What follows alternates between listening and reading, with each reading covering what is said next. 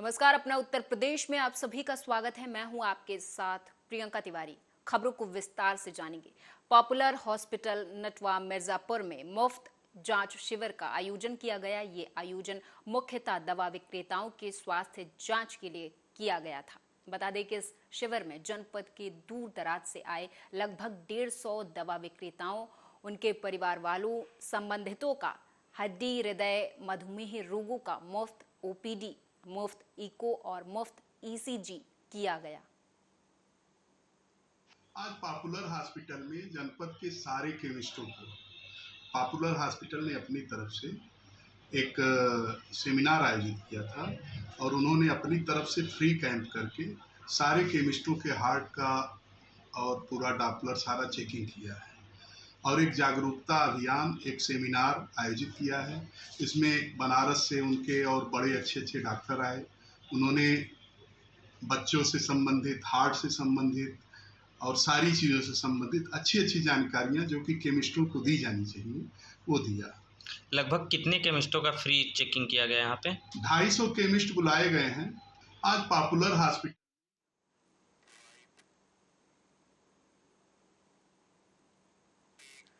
बुलंदशहर की तीसरी मंजिल से शराबी युवक कूद गया, जिससे वो गंभीर रूप से घायल हो गया है, जिसे पुलिस और उसके परिजनों ने निजी अस्पताल में भर्ती करा दिया है। बता दें कि युवक का उपचार जारी है। दरअसल ये शराबी युवक अपने परिजनों के साथ मारपीट करता था, जिसकी शिकायत युवक के परिजनों ने पुलिस को कर दी थी। पुलिस मौके पर पहुंचे उसके पहले ही युवक घबराकर तीसरी मंजिल पर चढ़ गया और वहां से कूद गया। हालांकि युवक की हालत अभी गंभीर बनी हुई है।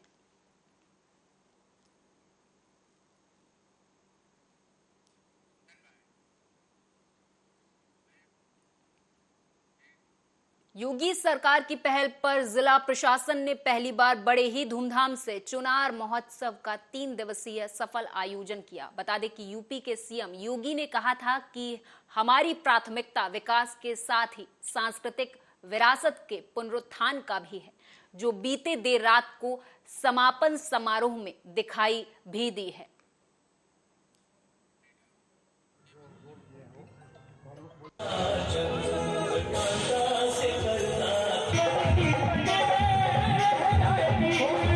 के संबंध में चुनार महोत्सव हमारा 3 दिन का कार्यक्रम था जो आज समाप्त हुआ। इसके लिए सबसे पहले तो मैं चुनार की जनता को और मिर्जापुर के लोगों को बहुत बहुत धन्यवाद देना चाहती हूँ। हृदय की गहराइयों से इतनी भारी संख्या में लोगों ने आकर इस कार्यक्रम को इतना स्नेह दिया। एक छोटी सी शुरुआत हमारी थी, उसे इतना बड़ा आयोजन का रूप में दे दिया।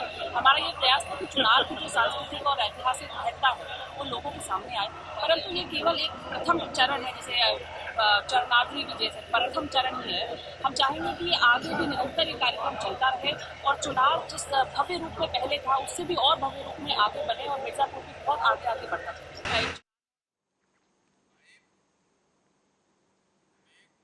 उधर मिर्जापुर में अलग अलग जगहों पर आकाशीय बिजली की चपेट में आने से 2 लोगों की मौके पर ही मौत हो गई, तो वहीं एक युवती इसमें घायल भी हुई है। हालांकि घटना के बाद से मृतक के परिजनों का रो रो कर बुरा हाल है। जी, यह घटना दैवीय आपदा के तहत आती है और दैवीय आपदा की किसी भी घटना के लिए सरकार ने यह व्यवस्था कर रखी है कि जैसे ही पोस्टमार्टम रिपोर्ट आएगी और उसमें दैवीय आपदा से मृत्यु जो यह घटना है, आकाशीय बिजली से, और आकाशीय बिजली से मृतक के परिवार को, परिजन को 4 लाख रुपए सरकार की तरफ से अहेतुक सहायता के रूप में प्रदान की जाती है। इसी के साथ एक 10 वर्षीय बच्ची थी प्रीति, वो भी घायल हुई है। क्या उन्हें भी कुछ आर्थिक लाभ मिल सकता है? जी, यदि सरकार की व्यवस्था है कम से कम 3 दिन वो किसी चिकित्सालय में जो मान्यता प्राप्त हो वह सरकार। क्या नाम था बिटिया का? सुमन देवी। कितना उम्र था? 14 साल। कहाँ गई थी? आधा किलोमीटर बाद नारी पर। क्या कर रही थी वहाँ पे? यह महुआ का डोइया हुआ था। डोइया मिलने गई थी। आपकी बिटिया है? हाँ। कितनी बिटिया हैं? हमारे पास 10 लड़की हैं। 10 बिटिया हैं। क्या नाम है आपका? रामचंद्र। पढ़ती थी बच्ची?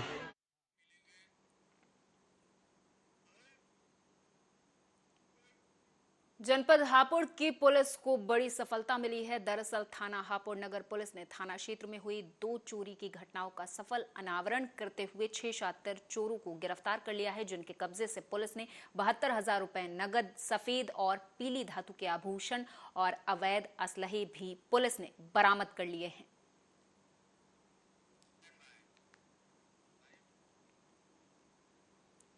मुरादाबाद की रामगंगा, ढेला और गागन नदी में जलस्तर बढ़ गया, जिससे किसानों के खेतों में भी नदियों का पानी घुस गया, जिससे किसान बेहद हताश, निराश नजर आ रहे हैं। हालांकि जलस्तर बढ़ने की वजह से सड़कों पर भी नदियों का पानी पहुंच चुका है, जिससे स्थानीय लोगों को आने जाने में भी दिक्कतें हो रही हैं।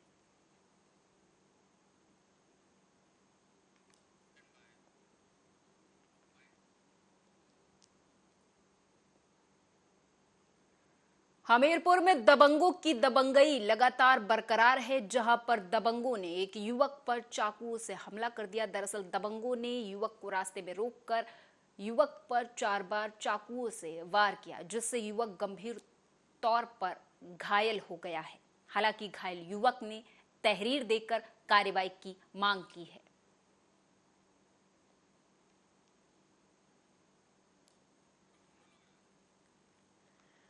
तो बता दें आपको कि हमीरपुर में दबंगों की दबंगई लगातार बरकरार है। दरअसल इस बार एक ऐसा मामला सामने आया है जहां पर दबंगों ने एक युवक को पहले रास्ते में रोका, फिर उसके बाद उसके ऊपर 4 बार चाकुओं से हमला कर दिया। हालांकि तस्वीरों के माध्यम से समझा जा सकता है कि युवक बेहद गंभीर तौर पर घायल नहीं है, लेकिन फिर भी चोटों के निशान बरकरार बने हुए हैं। गंभीर तौर पर न घायल होने की वजह से युवक थाने पहुंच सका और वहां पर पुलिस से शिकायत की। उसने पुलिस से कार्रवाई की मांग की है। घायल युवक ने दबंगों के खिलाफ कार्रवाई की बात कही है, उनसे न्याय की मांग की है। तो हमीरपुर से खबर है जहां पर कुछ दबंगों ने पहले युवक को रास्ते में रोका, फिर उसके बाद उस पर 4 बार चाकुओं से हमला कर दिया। हालांकि इस हमले में युवक को ज्यादा चोटें नहीं आई हैं, लेकिन फिर भी ये सवालिया निशान जरूर है। ये सवाल यहां पर जरूर बनता है कि क्या इस तरीके से यूपी की जनता अपने आप को सुरक्षित महसूस कर पाएगी? अगर इस तरीके की घटनाएं और भी आती रहीं तो क्या यूपी की जनता खुद को सुरक्षित महसूस कर पाएगी? क्योंकि रास्ते में रोककर किसी युवक पर इस तरीके से हमला करना, उस पर वार करना और उसे घायल कर देना। हालांकि पुलिस अब इस पूरे मामले पर नजर बनाए हुए है और अज्ञात दबंगों के खिलाफ मुकदमा दर्ज कर लिया है। जल्द से जल्द उनकी तलाश की जाएगी।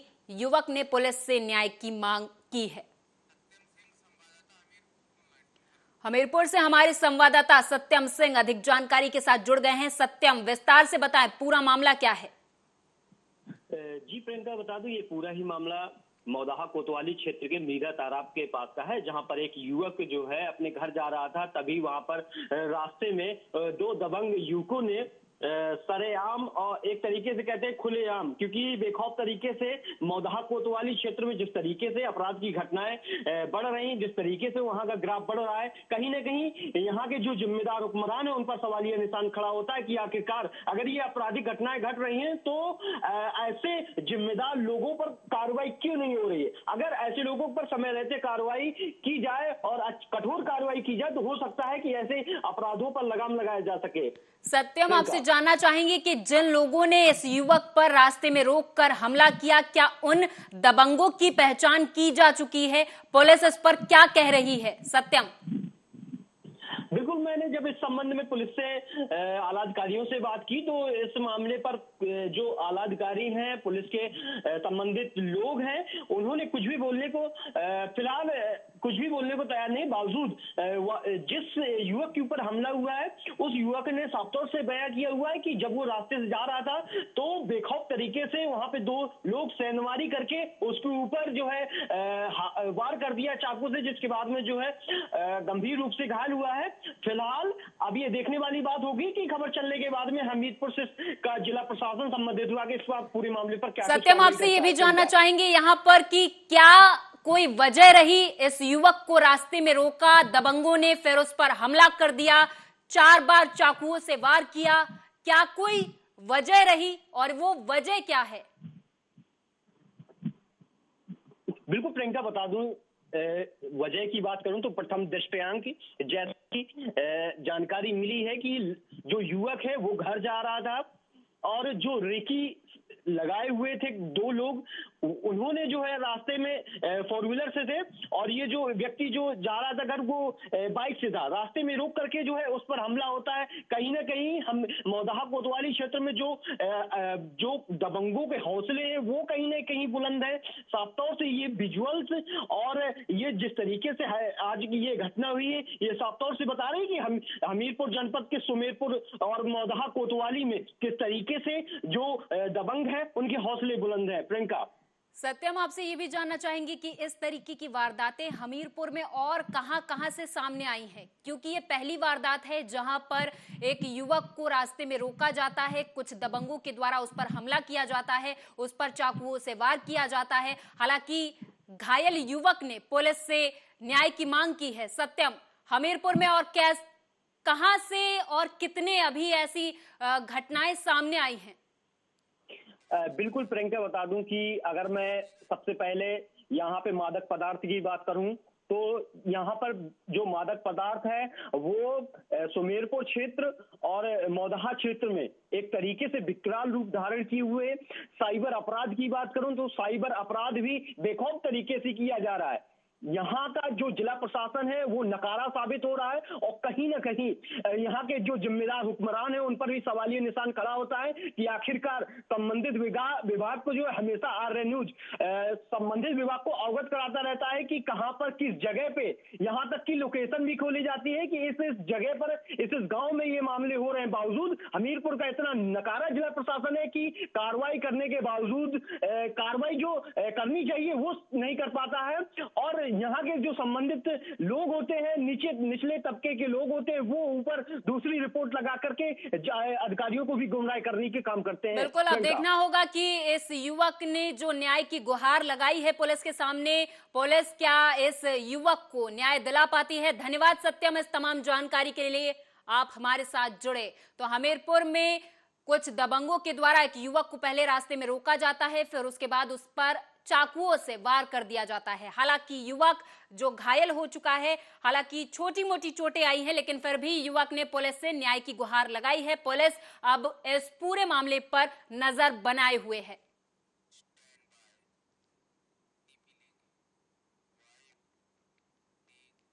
जनपद कानपुर देहात के जिला प्रशासन के द्वारा एक कार्यक्रम कानपुर के हरकोट बटलर सभागार में कराया गया। इस दौरान मुख्य अतिथि के तौर पर प्रदेश की राज्यपाल आनंदीबेन पटेल मौजूद रहीं। वहीं जनपद के एक प्राथमिक विद्यालय की छात्राओं के द्वारा एक सुंदर प्रस्तुति भी दी गई है। इस अवसर पर बोलते हुए राज्यपाल ने कहा कि बच्चे देश का भविष्य हैं और जिस तरह से इस भवन में बच्चों ने अपनी प्रतिभा का प्रदर्शन किया, ये निश्चित तौर पर अविस्मरणीय है।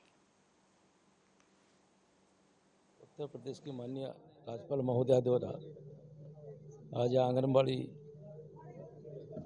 MSME जो रोज़गार काम कर रहे हैं उन सबको ये किटें वितरित की गई हैं और आंगनबाड़ी कार्यकर्ताओं से उन्होंने अनुरोध किया है कि आप सब लोग जिस तरीके से बच्चों को यहाँ बच्चियों ने जिस तरीके से यहाँ काम अपना खेल और सारी चीज़ के रूप में जो एक प्रेरणा के रूप में बच्चों को दिखाया है, उसी तरीके से बच्चियों के साथ बच्चे भी इस साथ। ये बहुत अच्छा कार्य है कानपुर देहात के लिए और 100 किट अभी दी गई हैं और हम लोग का पूरा प्रयास रहेगा कि सारे लोगों को किट दी जाए। आंगनबाड़ी के लिए निरंतर हम लोग कार्य कर रहे हैं और इसमें पूरा ग्रुप काम कर रहा है। हम ये कहेंगे कि ये सहयोग सभी के साथ मिलकर हुआ है और आने वाले समय में सारे लोगों को किट देने का काम होगा। आंगनबाड़ी निरंतर आगे बढ़ेंगी और ये यहाँ ही नहीं, पूरे उत्तर प्रदेश में हर आंगनबाड़ी केंद्र अब पहले से बहुत अच्छा हो गया, क्योंकि हमारी जो आधारशिला है, भारतवर्ष की आधारशिला आंगनबाड़ी का बच्चा जो ईंट का पहली ईंट है उसको मजबूत बनाने के लिए गवर्नमेंट निरंतर प्रयास कर रही है। मुख्यमंत्री जी का प्रयास है और हमारी राज्यपाल जी का प्रयास है। हम समझते हैं कि ये प्रयास बहुत सार्थक रहा है और सारी जगह इसी तरह से।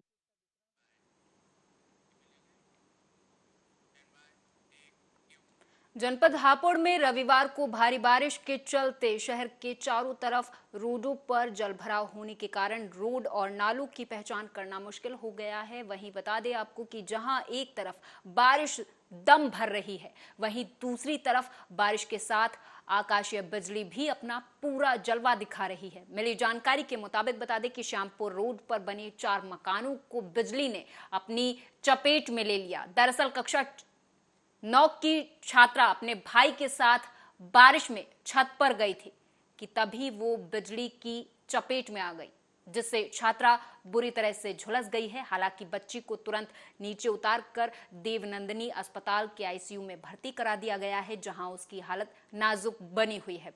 तो वहीं बिजली के गिरने से पड़ोसियों के पंखे और बिजली के बोर्ड तक भी फूके गए हैं।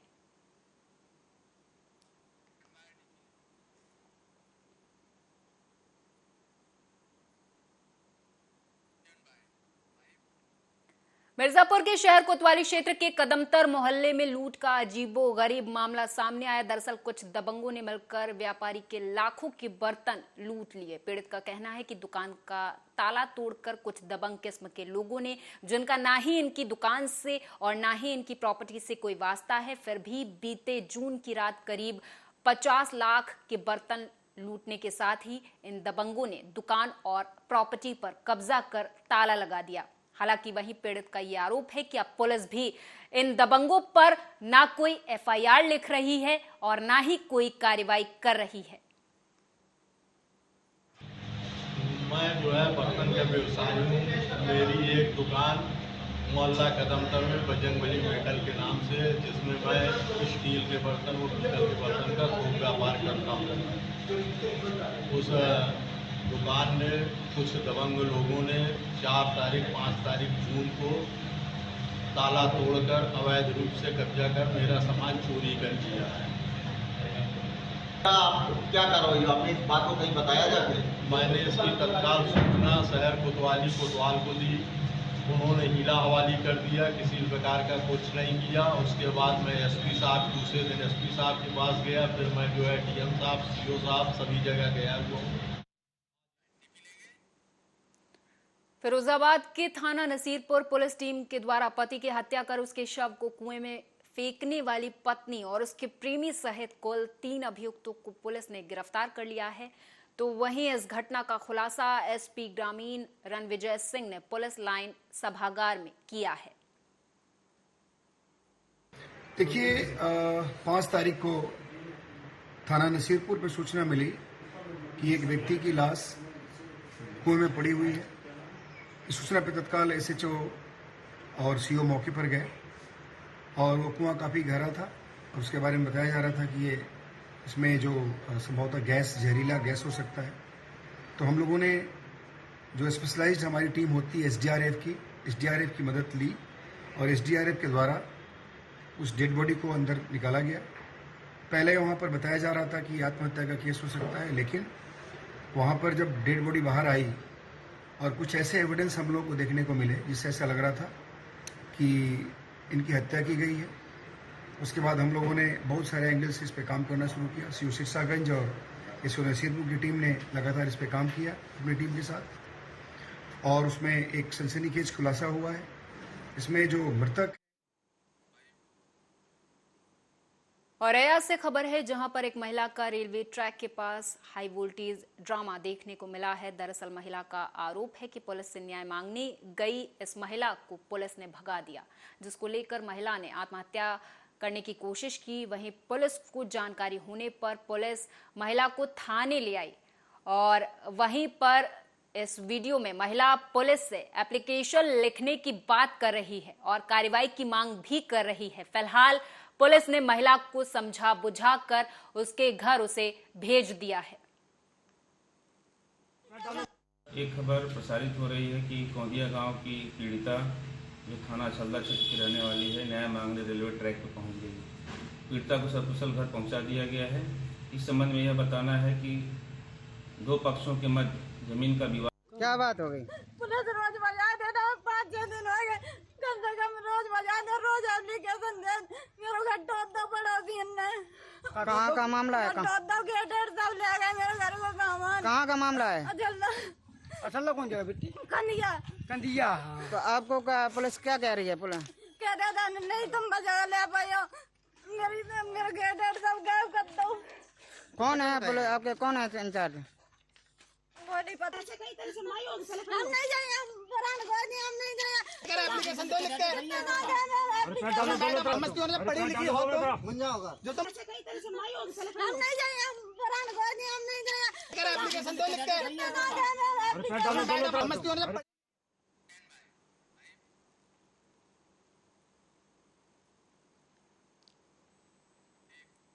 सीतापुर में बजरंग दल के कार्यकर्ताओं ने सिपाही की पिटाई कर दी, तो वहीं इस घटना के बाद से कानून व्यवस्था सवालों के घेरे में आ गई है। इस घटना का वीडियो सोशल मीडिया पर काफी तेजी से वायरल हो रहा है। वायरल वीडियो में बजरंग दल के कार्यकर्ता पिटाई के दौरान जय श्री राम के नारे लगाते हुए सुने गए।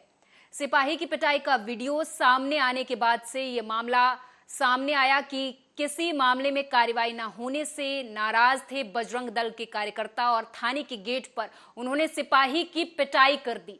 हालांकि सिपाही के साथ धक्का मुक्की की गई। इस तरह से कार्यकर्ताओं ने अपनी भड़ास निकाली है।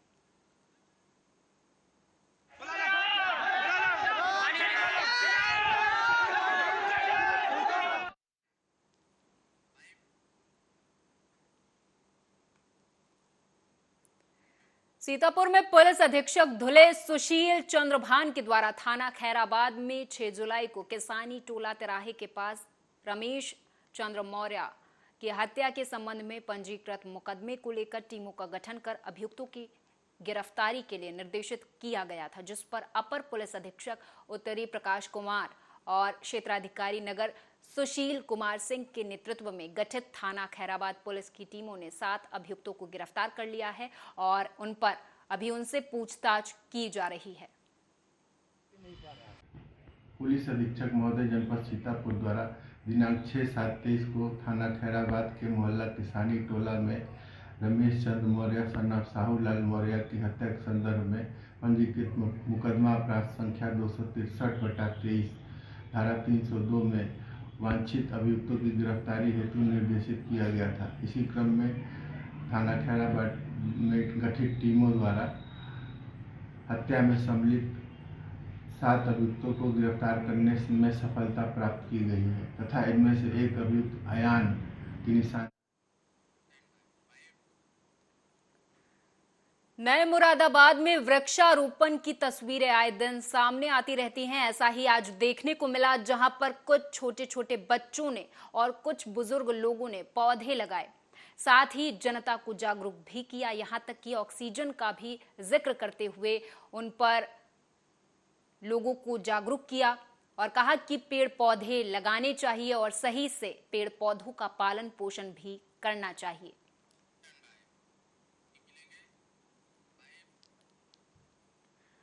रायबरेली में आकाशीय बिजली गिरने से मासूम बच्चों सहित 8 लोग झुलस गए, जिसमें से 3 की हालत बेहद गंभीर बनी हुई है, जिन्हें जिला अस्पताल रेफर कर दिया गया है। बता दें कि यह पूरा मामला लालगंज कोतवाली क्षेत्र के पूरे लाल चंदू अंबारा पश्चिम का है। सर आकाशीय बिजली गिरते होते खेतों में हरा चरा रहे थे, वही ने आकाशीय बिजली गिरी, उसको सब असर हुआ तो घर का भागे, तो घर में आके गिर गए हैं।